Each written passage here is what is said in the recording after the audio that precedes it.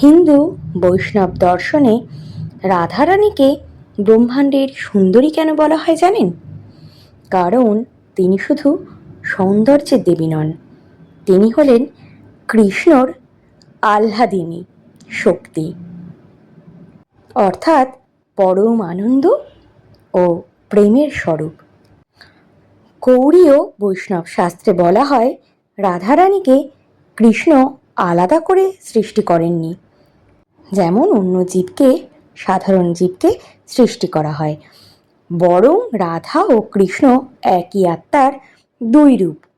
শ্রী চৈতন্য দর্শনে একটি বিখ্যাত তত্ত্ব আছে, রাধা কৃষ্ণ এক আত্মা দুই দেহধারী। অর্থাৎ কৃষ্ণ নিজের প্রেমে আস্বাদনের জন্য নিজের অন্তরের সর্বোচ্চ প্রেমময় শক্তিকে প্রকাশ করেছিলেন, আর সেই শক্তির রূপই হলেন রাধারানী। কৃষ্ণ হলেন শক্তিমান আর রাধারানী হলেন তার শক্তি।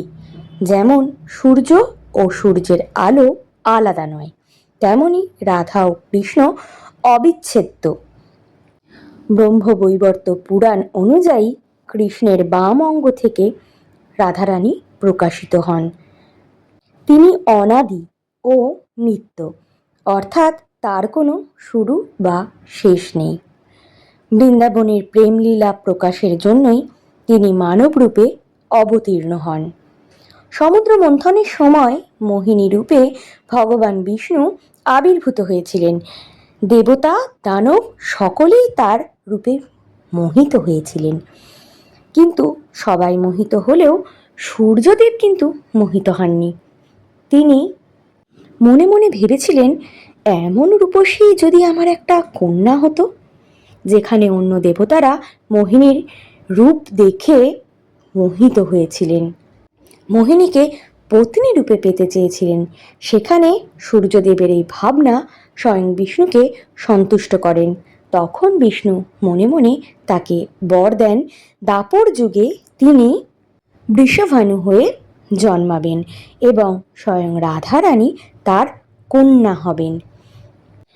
বৃষভানু পূর্বজন্মে সুচন্দ্র নামে এক রাজা ছিলেন, যার স্ত্রী ছিলেন কলাবতী। তারা ব্রহ্মার তপস্যা করেন এবং বর পান যে পরজন্মে দেবী লক্ষ্মী তাদের কন্যা হবেন। পরে দাপরেই সেই লক্ষ্মী রাধারানী রূপে জন্মগ্রহণ করেন। ব্রহ্মবৈবর্ত পুরাণ, পদ্মপুরাণ এবং গর্গ সংহিতাতে এর যোগসূত্র পাওয়া যায়। রাধারানীকে সূর্যের কন্যা ভাবা হয়। রাধারানীর একটি নাম ভানু নন্দিনী বা বৃষভানু নন্দিনী।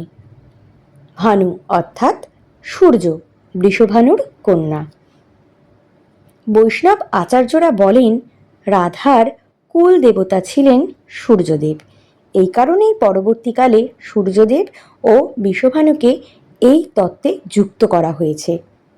সূর্যদেব মোহিনীতে কামাঙ্কাক্ষা হননি, মানে সূর্যদেব মোহিনী অবতারে তাকে কামনা রূপে কল্পনা করেননি, তাকে কন্যা রূপে চেয়েছিলেন, আর স্বয়ং নারায়ণী সেই বর দিয়েছিলেন। সেই বরেই স্বয়ং নারায়ণের মোহিনী রূপ হলেন রাধারানী। বলো রাধে রাধে।